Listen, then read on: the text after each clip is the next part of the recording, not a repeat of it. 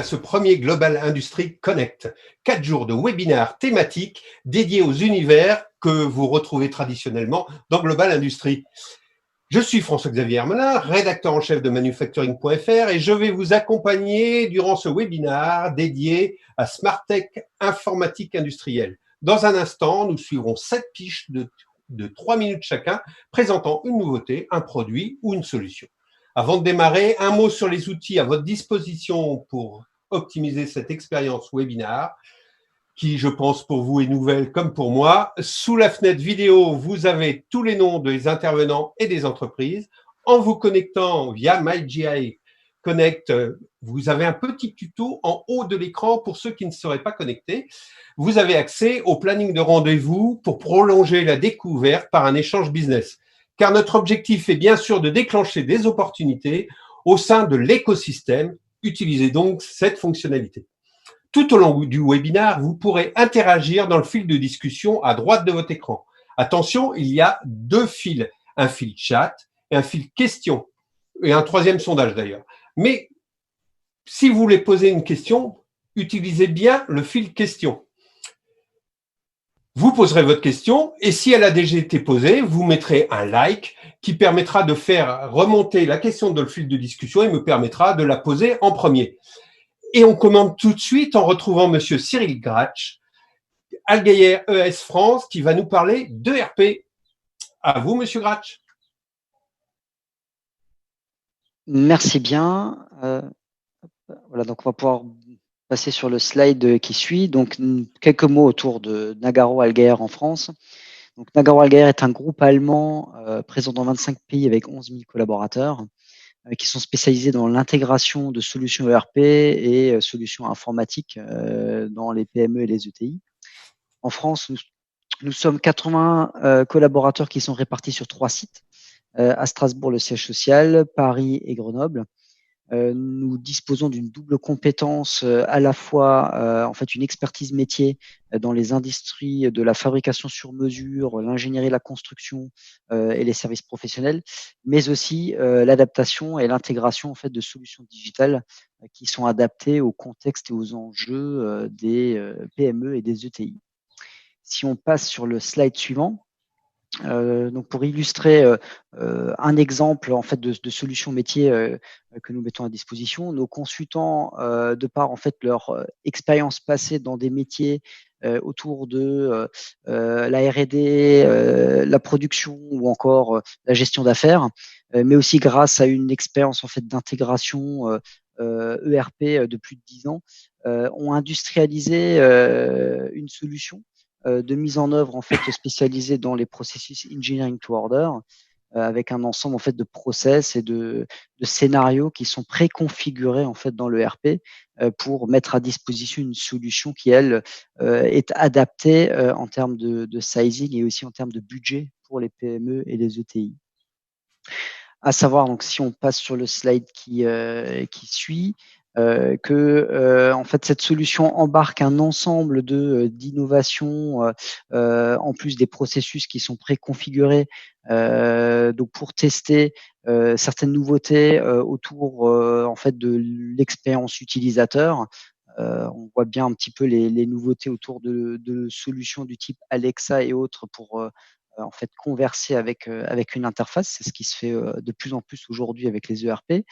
Mais aussi en fait des innovations en matière d'efficience en rajoutant des fonctions de machine learning ou encore d'autres innovations qu'on va pouvoir exprimer un petit peu plus en détail sur le slide qui suit. Donc en l'occurrence, en fait, nous avons lancé depuis cette année un espace en fait dédié avec des maquettes à échelle réduite qui représentent différentes parties d'une entreprise du type des dépôts, des chaînes de production, etc.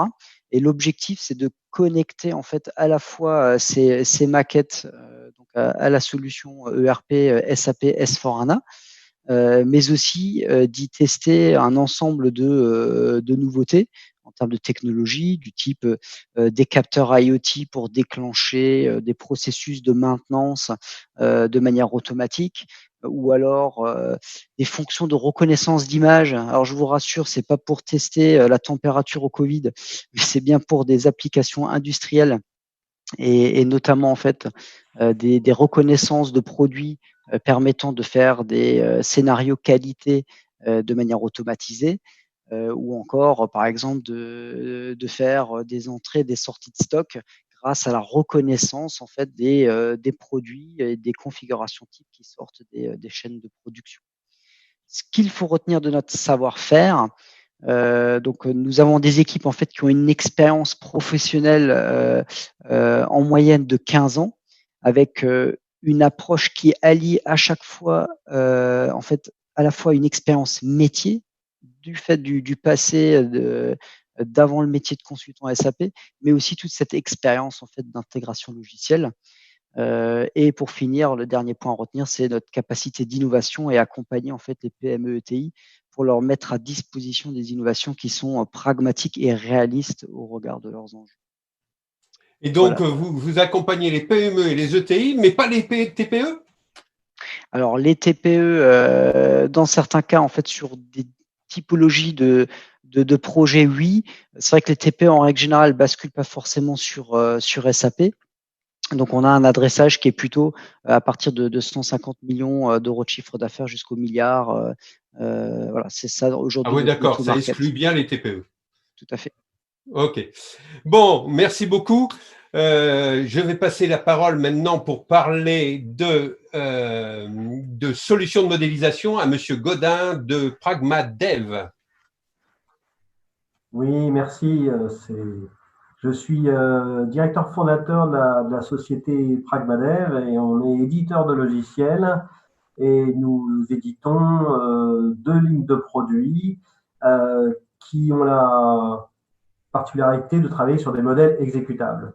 Alors, si on peut passer au slide suivant, je vais détailler un petit peu les 2 produits. Un qui s'adresse plutôt à l'organisation, au processus métier, c'est-à-dire de décrire le processus métier dans l'entreprise et de le vérifier, et l'autre qui est plus orienté machine, c'est-à-dire comment une machine doit se comporter, qu'est-ce qu'on attend d'elle, voir comment est-ce qu'on peut la tester ou est-ce qu'on peut la concevoir. Bon, alors, comme je n'ai pas beaucoup de temps, j'ai mis quelques références industrielles.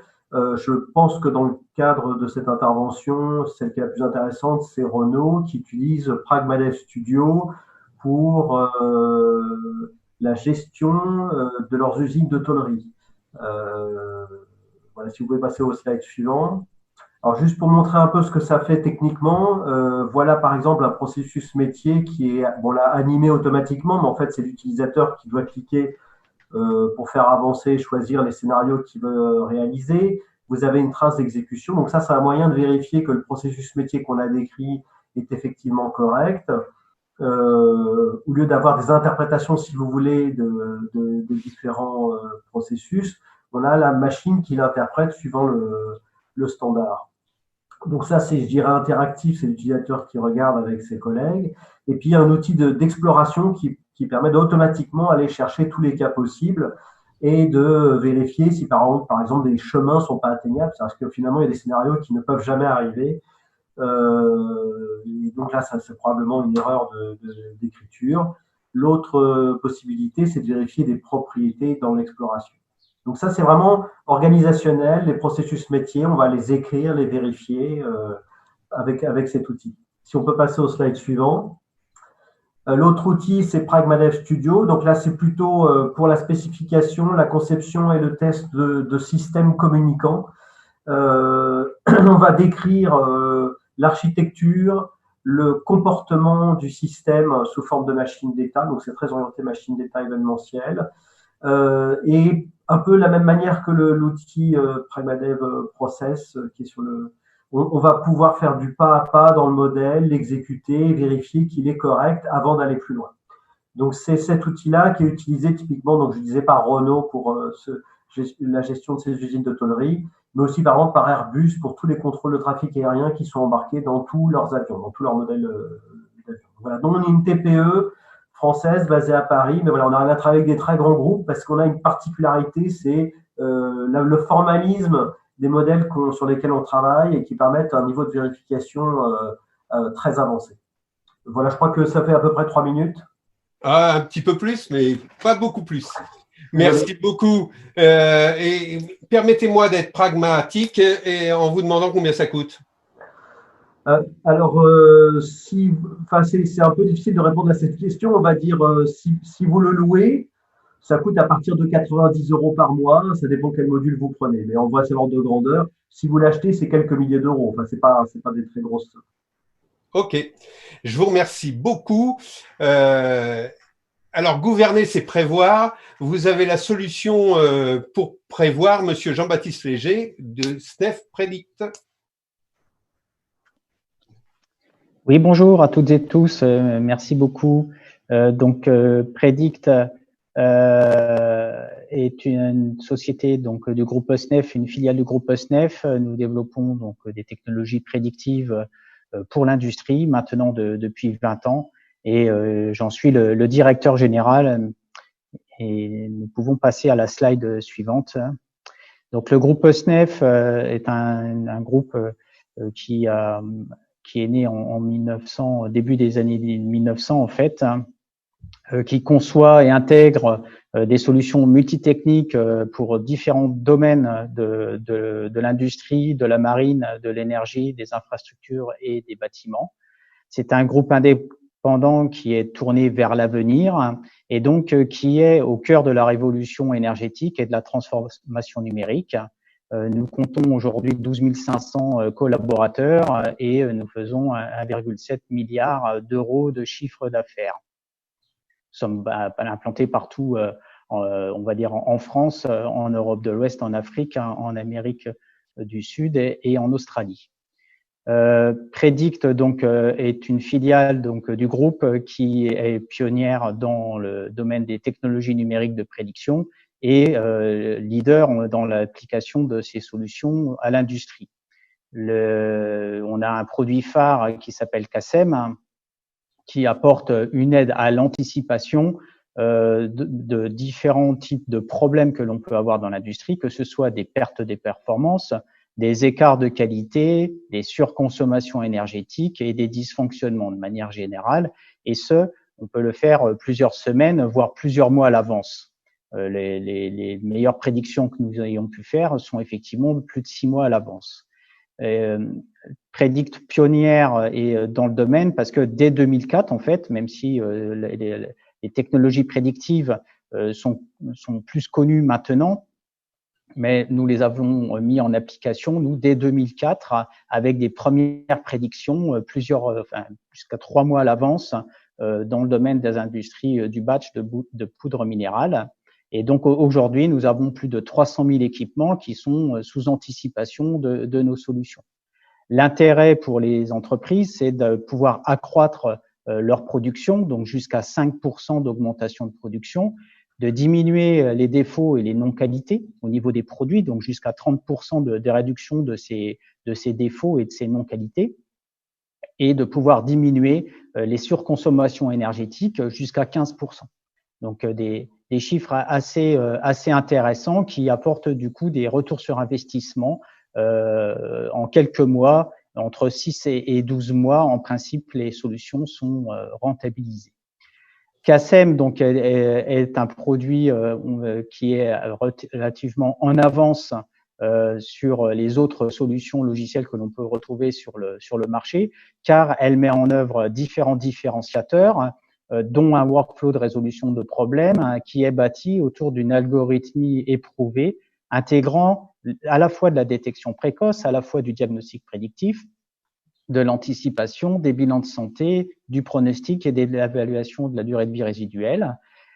Il y a bien sûr des techniques d'intelligence artificielle basées sur de l'apprentissage machine et de l'analyse en profondeur de données massives, donc du big data.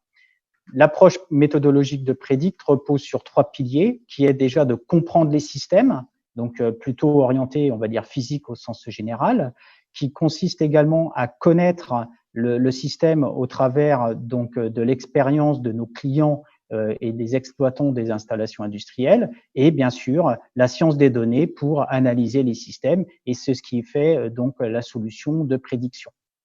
Et tout ceci sans ajout de capteurs. Merci beaucoup, monsieur. Ma question est la suivante. Une TPE peut accéder à vos outils? Alors, une TPE, aujourd'hui, on travaille avec des PME.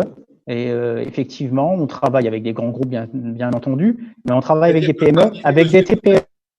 Comme disait monsieur tout à l'heure, c'est plus de 100 millions d'euros de chiffre d'affaires. Alors, non, nous, on commence à travailler avec des sociétés qui commencent à partir de 5 millions, 10 millions d'euros de chiffre d'affaires. Donc, une PME. TPE, c'est peut-être un petit peu juste encore aujourd'hui.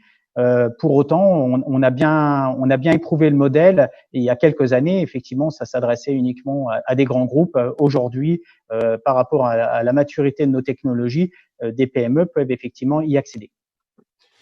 Je vous remercie beaucoup. Alors, la prévision s'appuie sur l'historique de la donnée. La data au service de l'industrie 4.0, c'est justement le sujet de monsieur Bruno Emery pour SAP France.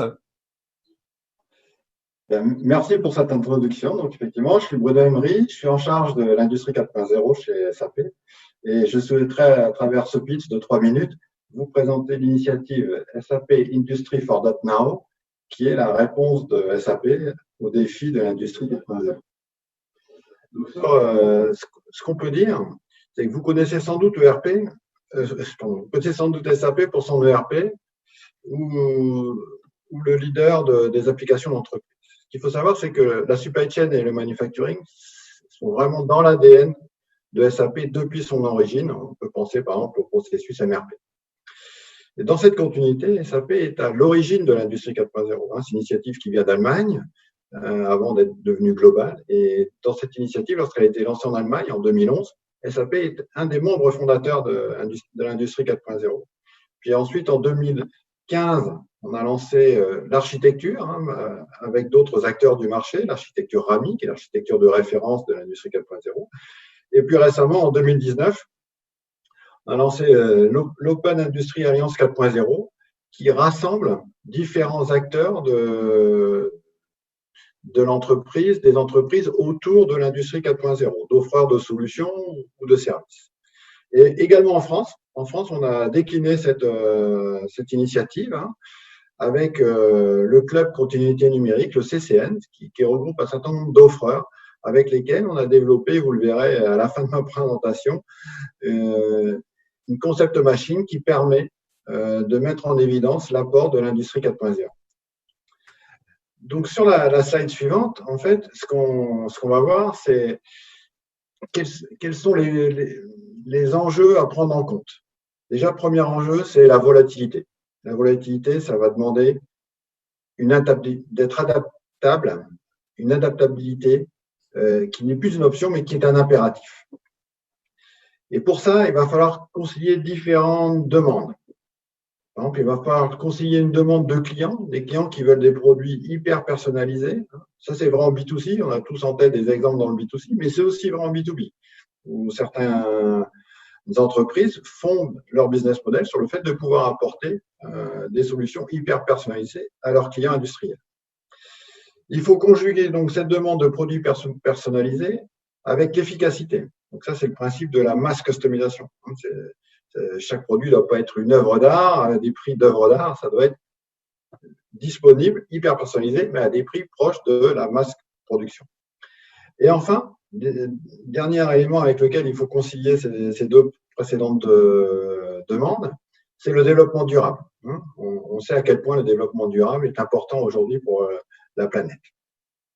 Et donc, c'est dans ce but que SAP a lancé cette initiative Industry for Now. Et pourquoi faire? Pour permettre à leurs entreprises de placer leurs clients au centre de tout ce qu'ils font, de toutes les demandes et de toutes les préférences. Pour également réinventer la production, pour avoir des équipements intelligents. Et enfin, connecter l'usine et l'entreprise. Donc, sur le slide suivant, ce qu'on peut voir, c'est que cette Industry for Now va s'articuler autour de 4 piliers. Le produit intelligent, comment concevoir un produit et le fabriquer de façon fluide. L'usine intelligente, comment avoir des équipements de production automatisés, intelligents, agiles, qui soient pilotés par la donnée en temps réel. Troisième pilier, c'est les moyens de production intelligents. C'est être moins réactif et plus proactif. On peut penser par exemple à la maintenance prédictive. Et enfin, dernier pilier, et le plus important, je pense, c'est l'empowered people, c'est permettre aux opérateurs et aux managers d'être autonomes dans leurs décisions et d'être connectés en temps réel à l'entreprise. Et donc, si vous voulez découvrir à quoi ça peut ressembler en vrai, je vous propose et je vous invite à venir nous rejoindre en physique bientôt, j'espère, et virtuellement dès maintenant, afin de découvrir Axel, qui est notre concept machine autour de l'industrie 4.0 que nous avons développé avec le CCR. Eh ben, vous allez pouvoir le faire via MyGI Connect. Vous pouvez poser vos questions directement à Monsieur Emery par ce moyen de connexion.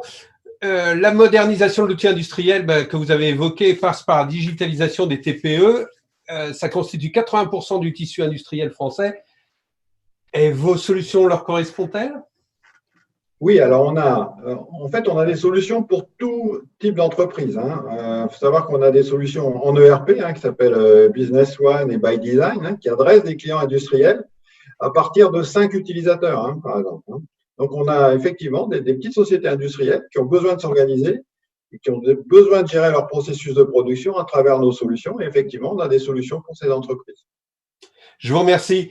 Alors, le management visuel a fait largement ses preuves, mais comment l'intégrer dans la 4e révolution industrielle? Eh ben, c'est la question que nous posons à Monsieur Cyril Groult de CESA Systèmes.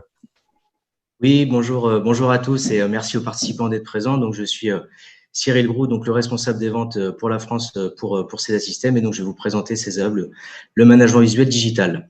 Donc, on peut passer à la slide suivante. Alors, pour parler un petit peu plus de CESA Systèmes, donc nous sommes fabricants de produits donc pour l'organisation du lean manufacturing et du management visuel en production. Notre usine donc de production est basée en France et en l'occurrence en Normandie, donc c'est du Made in France, mais aussi du Made in Normandie. Donc, pour accompagner nos clients et les entreprises, on propose donc un programme de 8 familles de produits, donc qui sont donc les outils de la formation, le mobilier de bureau, le mobilier d'atelier, donc toute la partie post-inox, post-ESD, des outils pour l'organisation de la logistique, notamment tout un programme pour le marquage au sol, la cinétique au sol, le management visuel physique qui existe donc depuis 20 ans, et donc le nouveau programme Industrie 4.0 pour le management visuel digital que je vais vous présenter après. Donc, notre expérience de 30 ans nous permet d'accompagner donc les plus grands groupes. Alors, pourquoi digitaliser le management visuel? Ça va permettre en fait de gagner du temps, d'éviter la double saisie, la triple saisie, donc de saisir et de visualiser beaucoup plus rapidement les indicateurs et les résultats, et de gagner également en fait en performance lors des réunions en fait type top 5 ou top 15 qu'il peut y avoir dans les usines de production.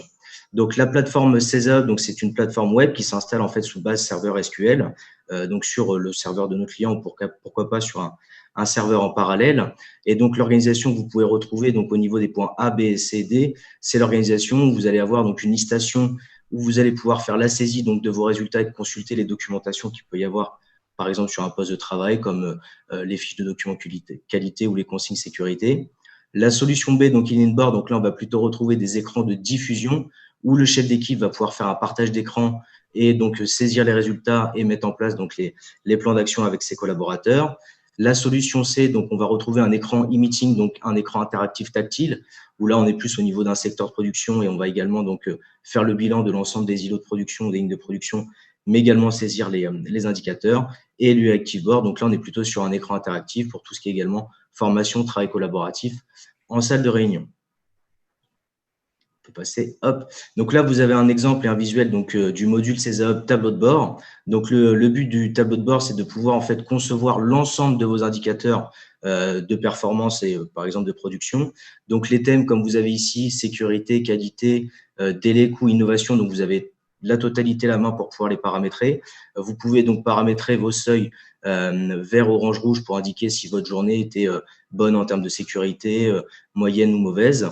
Vous avez un onglet PDCA qui va vous permettre de faire le suivi en temps réel de toutes vos actions que vous avez en fait lancées avec vos équipes pour savoir quelle action est arrivée à son terme ou non.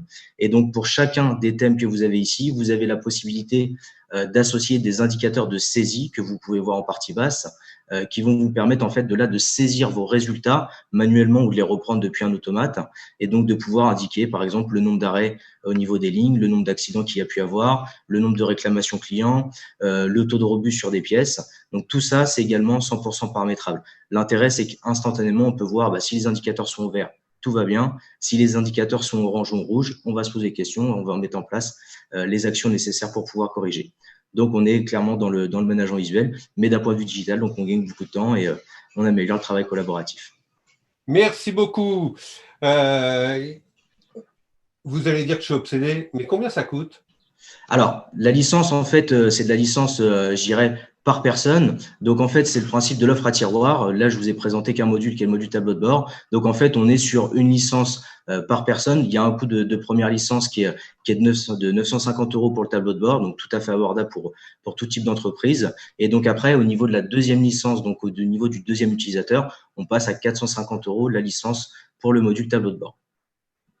Très bien, je vous remercie. Et puis, l'industrie n'est pas qu'un monde d'hommes, puisque nous avons une participante, une intervenante, Madame Marie-Hélène Poré, de la société Storecom, qui va nous parler des outils connectés pour l'industrie. Bonjour à tous. Donc effectivement, un peu de féminin dans ce webinaire. Donc Marie-Hélène Poré, je suis directrice marketing et commerciale de la société Storecom. Donc je vais essayer en 3 minutes de vous exposer ce qu'on fait, mais je pourrais vous en parler pendant plusieurs heures. Donc on va passer au slide suivant. Déjà pour vous présenter la société Storecom pour ceux qui la connaissent pas. Donc nous on est intégrateur de solutions connectées. Ça veut dire solutions connectées, tout ce qui s'appuie sur les technologies sans contact, puisqu'en fait depuis 15 ans on a une expertise sur le déploiement de solutions qui s'appuient typiquement sur les technologies RFID, IoT, RTLS et toutes les technologies radiofréquence et sans contact. Et notre métier à nous, c'est effectivement de permettre à nos clients d'acquérir de la data sur tous les éléments qui sont mouvants dans une entreprise et dans l'industrie d'une manière générale. Et effectivement, surtout, notre métier, c'est de simplifier, de faciliter, d'automatiser les processus industriels pour permettre à nos clients de faire du gain en efficacité opérationnelle et de gagner du temps d'une manière générale, mais effectivement d'optimiser tous leurs process. Donc, slide suivant, je vais vous montrer effectivement comment ça se concrétise, c'est-à-dire comment est-ce qu'on accompagne nos clients.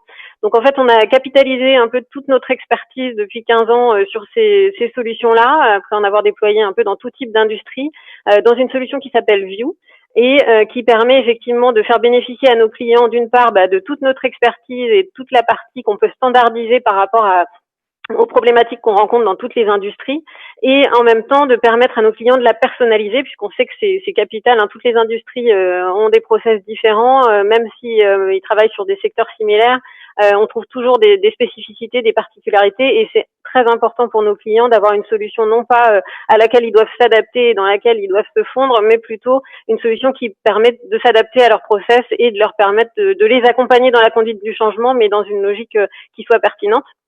Donc nous en tant qu'intégrateur, on leur permet de les accompagner sur l'ensemble de la solution, c'est-à-dire à la fois sur la partie hardware et sur la partie logicielle. Donc on est capable d'une part d'analyser les process pour préconiser la solution technique, donc quelle technologie est adaptée par rapport aux problématiques de traçabilité qu'on a besoin d'adresser. Donc c'est aussi bien les accompagner sur comment identifier un équipement, quel type d'identification et surtout comme on est sur le connecté, comment est-ce qu'on va détecter cette information. Donc c'est aussi bien sûr des solutions mobiles puisqu'il y a de plus en plus de mobilité digitale dans l'industrie, mais c'est aussi intégrer des systèmes RFID, des systèmes de détection automatique sur des lignes de production en respectant les cadences, en s'adaptant aux problématiques d'intégration sur ligne et aussi bien entendu quand on va très loin dans l'automatisation, c'est jusqu'à la mise en place de portiques RFID, donc de portiques de détection qui vont permettre de faire de la lecture en masse et d'aller encore plus loin dans l'automatisation. Donc nous, on les accompagne aussi bien sur cette partie hardware que bien sûr sur l'applicatif, puisque du coup, on est éditeur de solutions logicielles et on propose des solutions, des applications smartphone pour permettre de traiter, digitaliser tout ce qui est process métier, et jusqu'à bien sûr la partie web qui va permettre de consolider, concentrer toutes les données qu'on aura acquis sur le terrain et en mobilité pour faire après du tableau de bord et les accompagner justement sur toute la partie pilotage. Donc l'intérêt de la solution, c'est aussi qu'elle est modulaire, c'est-à-dire qu'on va être capable d'adresser des process spécifiques dans l'industrie. Donc ça va de la traçabilité de production, en passant bien sûr par tout ce qui va être gestion, automatisation des flux, donc des flux de contenants, des flux logistiques et expédition-réception. toute la partie inventaire, bien entendu, parce que c'est souvent là, sur ces aspects-là aussi qu'on fait énormément de gains de temps et de ROI, et jusqu'à la partie suivi de maintenance, c'est-à-dire que souvent on est amené à identifier des équipements, des outillages qui vont avoir des besoins de traçabilité et de suivi de maintenance. Donc on est capable d'accompagner et de construire la solution sur l'ensemble des process grâce à nos solutions. Donc souvent, ce qu'on aime, c'est présenter des cas d'application pour vous montrer concrètement comment ça se présente et comment vous, dans votre métier, vous pouvez l'appliquer. On n'aura pas le temps sur 3 minutes, donc ce que je vous propose, c'est d'une part, vous pouvez aller sur notre site internet storcom.com pour voir un peu des réalisations, et vous pouvez également me contacter sur l'espace DI Connect pour que je puisse vous présenter des réalisations concrètes sur des problématiques, typiquement d'approvisionnement bord de ligne, des problématiques de réduction des délais de production, de maîtrise des délais et d'accélération des flux logistiques d'une manière générale. Merci madame. Respirez parce que vous avez placé au moins 6 minutes en 3 minutes. Ah oui, bravo. Bravo. Alors là, je vais pas poser combien ça coûte, mais parce que vous dites qu'il y a 6 mois de retour sur investissement et que les économies réalisées, c'est 250 000 €. Donc, je pense que la solution coûte moins de 100 000 €. Oui, oui, tout à fait. On est sur des solutions très accessibles. Après, bien entendu, c'est très variable en fonction de ce qu'on adresse, mais souvent dans l'industrie, on est quand même sur des matériels à forte valeur ajoutée, et les retours sur investissement sont très rapides, ne serait-ce que parce que rien que sur les gains de temps, de toute façon, toutes les industries vous le diront, ils perdent des contenants, et même quand ils sont très gros, ils perdent des équipements, et là-dessus, c'est des gains qui sont très rapides, et en termes de fiabilité, gains de temps, les ROI sont très, très, très, très rapides et très, très importants.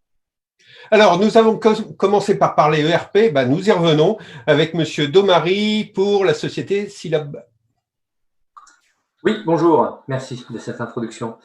Donc, effectivement, aujourd'hui, je vais vous parler de l'ERP comme finalement backbone de la transformation digitale de l'entreprise.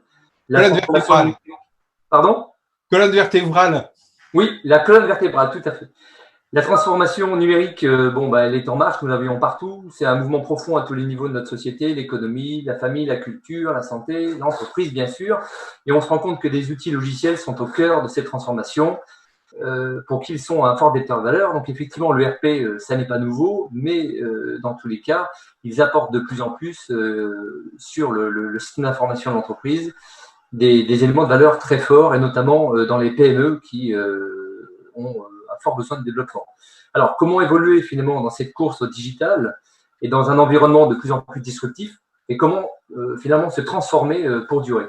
Donc, Silob est un ERP qui accompagne aujourd'hui des centaines de clients au quotidien, alors des PME, des groupes de PME, des ETI dans leur transformation, et on se rend compte finalement au travers de nos clients que le choix d'un ERP performant, industriel, est un enjeu majeur pour ces entreprises qui veulent rester compétitives. Aujourd'hui, un petit mot sur le groupe, Silob fait partie du groupe Fortero, qui détient plusieurs ERP en Europe, avec une seule philosophie, être un acteur local avec des solutions experts par activité. Donc, merci, vous avez changé de slide, c'est parfait. Donc, ce qu'on défend, c'est que finalement, la manière dans laquelle une solution est construite a un impact fort sur la performance de l'entreprise. Et pour un chef d'entreprise qui n'achète pas des ERP tous les jours, détecter finalement des signaux de contre-performance dans les offres ERP, c'est très compliqué. On parle de TCO, on parle de dépendance à l'éditeur. Et chez Silob, ce sont des éléments sur lesquels nous travaillons énormément pour permettre à nos clients finalement d'avoir toujours une longueur d'avance sur leur marché. Slide suivant, s'il vous plaît. Donc, on a identifié 3 gros points. Donc, il y a le fit. Alors, le fit, c'est quoi? C'est l'adéquation finalement de la solution aux besoins. Une entreprise industrielle, une PME, une ETI n'a pas forcément les moyens de développer de manière très spécifique un ERP et surtout de le maintenir dans le temps. Donc, plus la solution est verticale, en tout cas, c'est notre credo, plus le produit est standard, et mieux il y aura la possibilité de gérer une dette technique et finalement de pouvoir rentabiliser son investissement dans le temps avec ses équipes qui ne sont pas forcément celles d'un grand groupe. Alors, je vous rappelle, nous, on adresse la PME jusqu'à l'ETI, alors également quelques TPE, mais vraiment notre marché, c'est la PME et l'ETI. L'acteur local, alors il y a plusieurs choses derrière cette notion.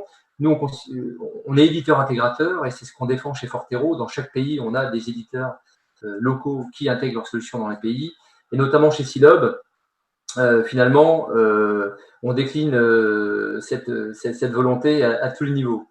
La technologie aussi, c'est un point important. Je vous parlais de pérennité tout à l'heure, et notamment de technologie. il faut choisir des solutions qui vivent avec leur temps, notamment des solutions full web qui sont cloud ready, parce que c'est vrai que ce sont des choses qui sont de plus en plus demandées, qui soient évolutifs, parce qu'un ERP, on l'achète pour les 10 prochaines années. Il faut s'assurer qu'il va pouvoir évoluer rapidement. Et enfin, pour finir, la qualité. Je l'ai exprimé tout à l'heure, mais c'est vrai que nous, on croit dans le modèle éditeur-intégrateur pour cette notion de qualité et de proximité avec le client, et également de méthodologie, car la méthodologie d'implémentation vient également garantir les succès de nos implémentations. J'en ai terminé. Merci, bravo, vous avez été presque dans les 3 minutes. Légèrement dépassé. Merci beaucoup. Et si vous allez visionner sur manufacturing.fr, vous pourrez voir un reportage sur la société Sori qui a généré son agilité en associant ERP et jumeaux numériques. Alors pour vous, il faut commencer une digitalisation par l'ERP ou par le jumeau numérique? Vous allez me dire l'ERP.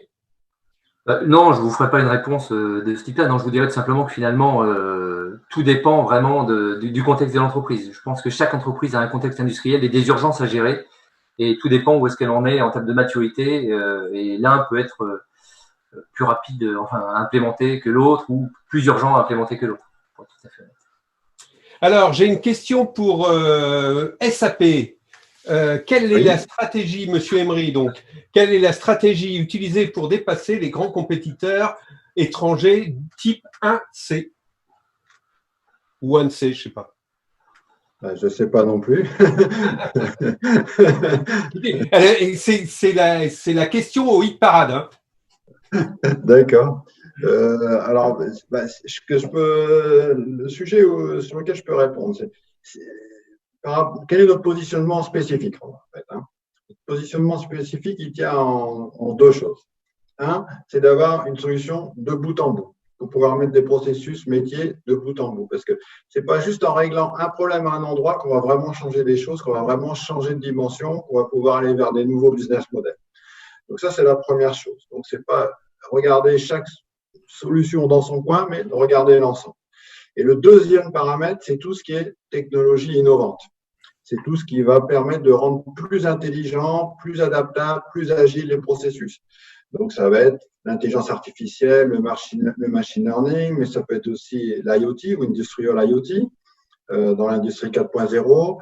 Ça peut être le RPA, Robotic Process Automation, qui va servir à automatiser un certain nombre de tâches et à devenir plus efficace. Donc, vraiment, ces deux choses, c'est le bout en bout, l'approche holistique des choses, et deuxièmement, insuffler de l'intelligence dans toutes les solutions.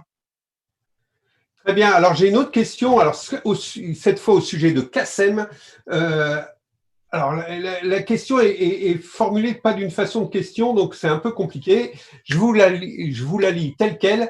CACEM est au forfait ou au nombre d'utilisateurs et orienté autonomie pour le client ou fermé? Alors, CACEM est une solution qui effectivement est totalement ouverte aux clients. Nos clients peuvent prendre les algorithmes qu'ils veulent, faire leur configuration. Ils ont une totale autonomie sur le produit. C'est une solution donc totalement à l'encontre, on va dire, des approches boîte noire. Tout est ouvert. On forme nos clients pour leur livrer la solution et les clés d'accès aux configurations et aux modifications. Ce n'est pas du tout vendu au nombre d'accès. Ce n'est pas non plus vendu au nombre de points. C'est juste dimensionné en fonction des équipements que l'on a à mettre en place et à mettre sous surveillance et sous anticipation.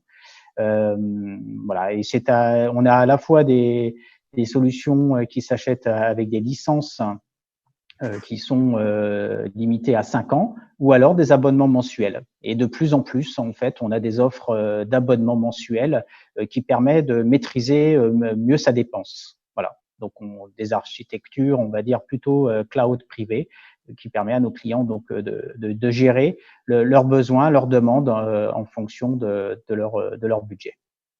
Alors, j'ai une question sur le piratage. Quels sont les outils de protection de vos différents logiciels, donc ça s'adresse à tout le monde, contre le piratage des pays comme là, au hasard, Russie ou Chine? Qui veut répondre?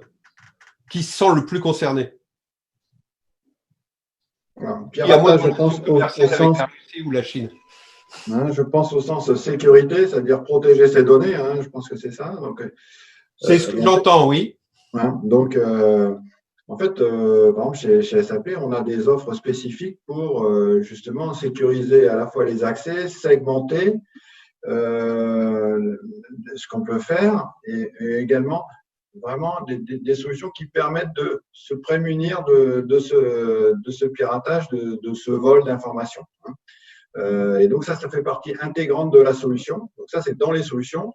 Puis après, de plus en plus, nous, on vend des solutions en mode cloud et donc également des solutions pour protéger les data centers afin de les rendre sûrs et d'empêcher des intrusions de tierces malveillants. D'autres solutions anti-pirates? Non, pas de réaction. Bon, alors je vais passer à la question suivante et elle est un peu polémique.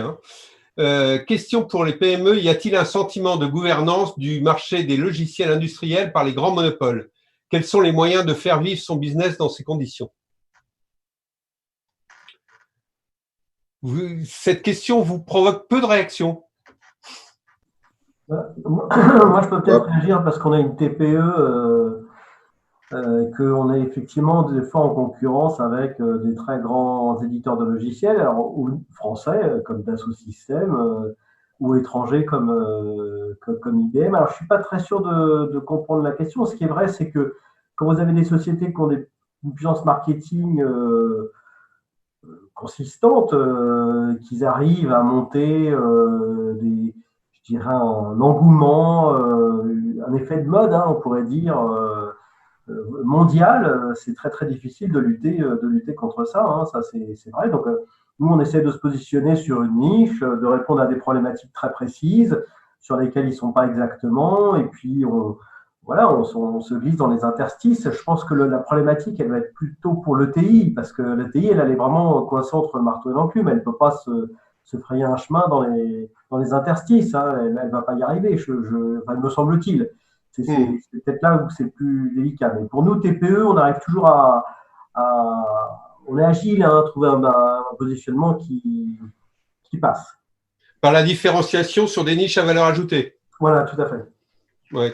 À répondre à une problématique très précise auquel personne d'autre ne répondra. Très bien. J'aurais une autre réponse. Je vous en prie. Oui, les enjeux, en fait, notamment pour que ce soit les TPE ou les PME, c'est la croissance. Donc, il faut à la fois avoir cette capacité, en fait, de réussir à assouvir cette croissance en utilisant des process qui sont sur notamment souvent certaines fonctions support, en fait, assez génériques. Donc là, un client, quel qu'il soit, a plutôt intérêt, in fine, à prendre en fait les bonnes pratiques qui existent sur le marché au travers des différentes solutions qui puissent être mises à disposition dans le monde de l'édition logicielle. Et après, va avoir surtout en fait intérêt à se focaliser sur son cœur de métier, sur celui-ci même, sur lequel il va en fait assurer de la compétitivité et se différencier sur le marché. Donc c'est sur ces process-là où il doit en fait ne pas se laisser embarquer par certaines solutions standards. Par contre, sur tout le reste, il faut respecter en fait les bonnes pratiques industrielles qui existent par ailleurs. Ça sert à rien de réinventer l'eau chaude. Et c'est là où j'aurais appuyé aussi un petit peu le discours de Monsieur Embry autour de se baser en fait sur des solutions qui embarquent, selon les différentes industries, un ensemble de bonnes pratiques sur lesquelles n'importe quel client peut s'appuyer. Oui, une petite réponse également à côté. Monsieur Domary. Voilà. Oui, nous, on y répond également en ayant ça nous tient beaucoup à cœur, effectivement, de pouvoir servir nos clients PME, PMI, ETI, et pouvoir leur laisser le choix dans effectivement un marché qui est vaste. Et nous, on répond à ça grâce finalement à notre stratégie d'avoir des verticaux métiers. Donc, on n'est pas vraiment sur des solutions logicielles type ERP génériques qu'on vient spécialiser ou verticaliser. On est vraiment sur des verticaux natifs dédiés à l'industrie. Et du coup, on arrive à fournir une alternative par cet ADN qui est profond chez nous d'experts en industrie. Bien, je vous remercie tous de vos réponses et de vos participations intéressantes, passionnantes et passionnées. Malheureusement, alors on a eu quelques questions, on en a eu pas mal, mais malheureusement le temps imparti ne nous a pas permis de répondre à toutes. Chers amis internautes, je vous propose de vous connecter à chacun de nos intervenants pour leur poser directement votre question. Et puis, ouf, la journée se finit. Une journée dense que nous retrouverons demain pour le 3e jour de Global Industry Connect. Faites attention à vous.